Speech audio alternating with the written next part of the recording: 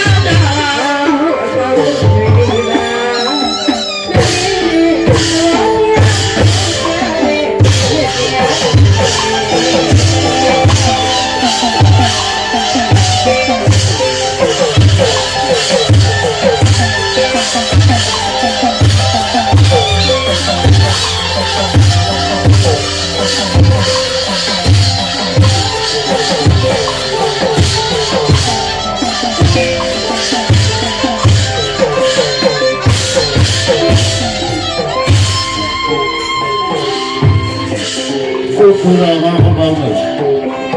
အခုကတော့မရှိတော့ကောင်းတော့ကထောင်းနေလို့ကြောင့်မြတ်စွာဘုရားကဘုရားကြီးဟောဗျာကဆိုဆုံးမှာဖတ်တယ်တော့လက္ခဏာရေးကောင်းလို့ရှိနေတယ်ဘုရားကောင်းဟုတ်ပါအဲ့ဒါကတော့ဘုရားဘာသာဇေမရီမျိုးသိရှိပြီးသားအတိုင်းအနိစ္စအမြင်မရှိရင်ဒုက္ခဆင်းရဲတဲ့ဟုတ်ကဲ့အနတ္တကတော့အစိုးမရခြင်းလို့ဒီလိုရှိတယ်ဒီမှန်မှကိုလာနေဟာ39ကพุทธาလာပฏิကိမကလည်းအာယတေကာလောမှာနာခန္ဓာနဲ့တသရောဟုတ်ကဲ့ခန္ဓာကိုမှဘုရားထားတဲ့32พุทธาကတော့တရားလို့ဒီတော့ပြည့်စည်တယ်ပါလေပြည့်စည်ကြတာပေါ့ဘယ်တော့မှဒါနမှုသီလမှုဘာဝနာအမှုတွေပြုကြစမ်းပါတဲ့ဒီဘောကရုပ်ပုံးလေးဟုတ်ပါနော်စာပေကပြကြတာက39ကพุทธာတွင်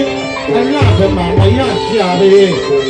အဝိဇ္ဇာနိကနာပိခုကဘုလုံးဤအတုံးမကျဤကာယလေးဟုတ်ကဲ့ဥပါဥပိအစာအိနဲ့အထွေးရင်းရှိအစုပ်အပဲအစီတဲ့